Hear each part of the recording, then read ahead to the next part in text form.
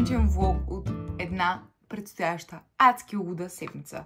Толкова много неща трябва да се случат тази седмица, че направо не знам как ще оцеля. Наистина. Днес трябва да отида до университета. Днес е понеделник, 5 февруари. Трябва да отида до университета буквално за половин час, което е много тъпо, защото аз живея на 2 часа общо от Нов Български и трябва да отида до университета, понеже участвах в един подкаст и сега ще трябва да ми направят интрото. Но съм ми обещала, няма как. Утре ще ходя на грим и коса при една много готина мацка и ще снимам и оттам. После ще снимат екипа. Ще изправим екипна фотосесия. След това в сряда съм на снимки, четвъртък и петък може би ще бъда на снимки в Банско, няма да казвам на кого. И петък съм на изпит вечерта. Събота и неделя трябва да снимам за една колаборация, която ми предстои. Въобще много натварена седмица, страшно натварена седмица, ме чака, много се вълнувам, но сега се гримирам и може малко да изпоговорим. Вече сложих фондютен, сложих си малко контур, ама нищо май не ми се получава това контуриране никога. Малко съм се отказала май да се старая, кой знае колко с контурирането, защото просто не ми се получава. Не се получава. Часът е почти 8 и аз винаги, когато стане 8, имам чувство, че закъснявам. Аз реално имам още час и половина, докато започна работа, да правя каквото си преценя. В смисъл, сега трябва да разходя кучето, трябва да се дооправя просто, да избера какво ще обличам. И това е. И евентуално ще седна да чета малко книга, тъй като просто напоследък от, от ноември месец сутрините ми започват много бързо, нямам време за нищо, колкото и рано да ставам и просто ще седна малко да почета книга преди да ми започне целият ден, защото не мога така. Не мога така. След по-малко от месец заминавам за Рим.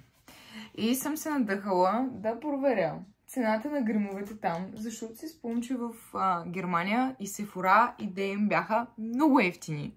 И просто тогава нямах отделени финанси за да си взема нещо, но този път съм решила, че ако намеря едни конкретни неща и са на добра цена, аз ще си ги купя. Аз ще се догримирам и евентуално вече ще се включа, когато тръгна. Излязох и отивам на университет, за да ме снимат. Честно казано, трябваше днес да съм на изпит, но за съжаление трябва да заявя 7 дни преди да искам да си представя курсовата работа, да заявя, че искам да го направя, т.е. се отлага и няма да мога да отида. Затова просто отивам да заснем този сегмент, за който говоря и после отивам пак на работа. Тук съм и закъснях. Разбира се. Малко, но е важно. Но сме тук. Между другото, живот и здраве, до септември тази година ще завърша. И това място, въпреки че не го посещавах толкова често, много ще ми липсва. Много ще ми липсва. Няма как. Но виж колко е красиво. Просто имам мотивацията да идвам. Да идвам до тук, за да уча. Неуспешното ми ходене на университета, аз се върна в този офис. Това е Цветка. Тя е най-голямата актриса. Тя е най-голямата актриса на този офис. Може да я гледате в Косогама. Правиме подготвяме онбординг на новите. Ето, какво е влог без Мила Дакова? Утре всичките ми фенове. Утре трите кокошки. Питам за тебе. Утре трите кокошки ще правим онбординг. Си нови колеги.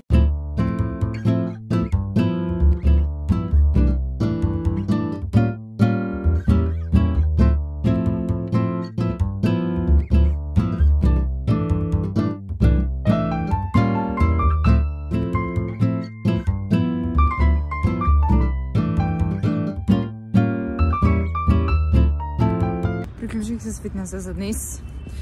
Не съм снимала тренировката, защото не обичам да снимам докато съм на фитнес. Сега се прибирам, минах през Лидъл за някакви малки неща и се прибирам да хапваме, защото съм брутално гладна. И трябва да се яде, приятели. Имаме пилешка супа от вчера и ще ядем хляб с розмарин. И така, утре ще ходя на грим. Нямам търпение, ще ви снимам. И на коса и ще променям формата на косата ми. И да, така. Чувам да ме гримират. Значи първо ще сложим базата, да седи и да си пази. Не знам ти на сухо или на мокро? На сухо предпочитам, защото я изправям. И... Не си на мокро да се постригвали. Да, те всички постригват на мокро. Обаче аз като я изсуша и я изправя и я опека и тогава виждаш най-добре какво правиш.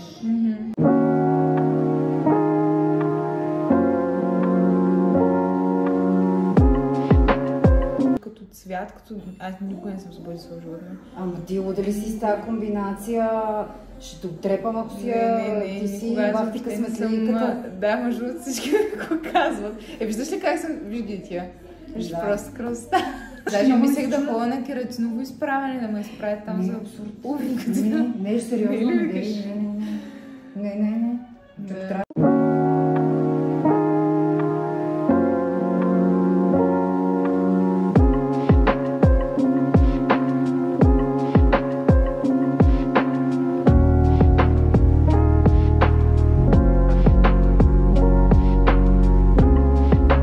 Само отпред да сме етажирали.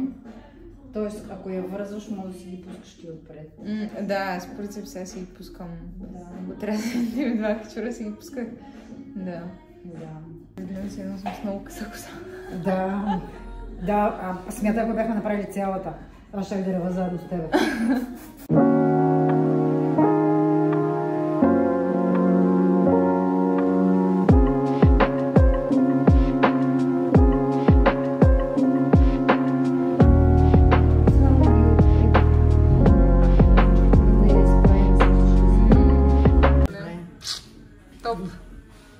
Топ.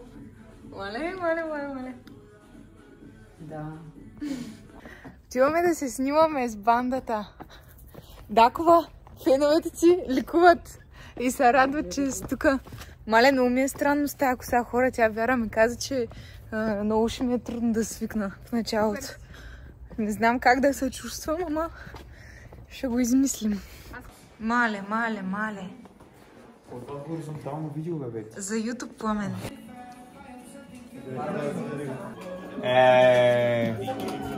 Я покажи. Такова да си направим двете бейджи. Айде, това сме аз и мила и това. Дай да отидем тук на светлото, да кажем на хората какво ще правим. Хайде, покажи.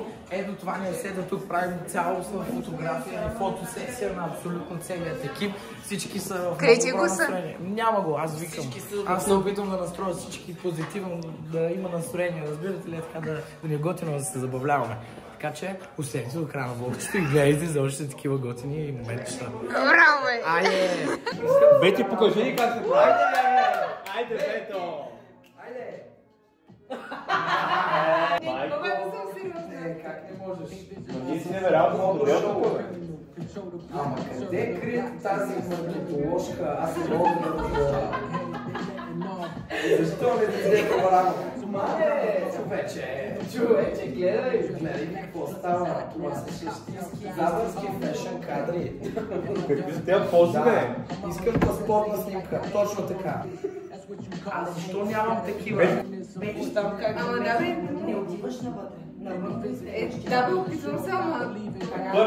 Айде, погледни към камерата. Дайте малко ръцете, малко. Ами отпускам, аз няма да те изпусна. Я, спри.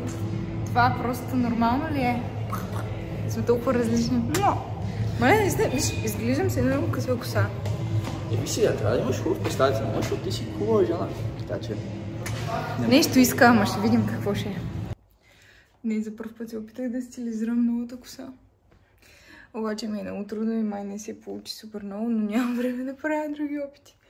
Надявам се да издържи да е с новата преси, която си купих. Все още се чувствам адски странно с новата коса и не знам дали ме чува, но дойдох в Фурлекс, защото днес ще снимаме. И чакам моите хора, Чолето и Рони, за да снимаме, защото те са хората отпред. Така че, да. Айде, кажи къде отиваме? Имаме да празнуваме рождения ден на Христичко на Бънделиска поляна, горе на Пири планина. Мога да покажа за тебе да ти. Ох, че ме е страх. Мале. И честит рожден ден. Супер, да, благодаря за възможността. Мале.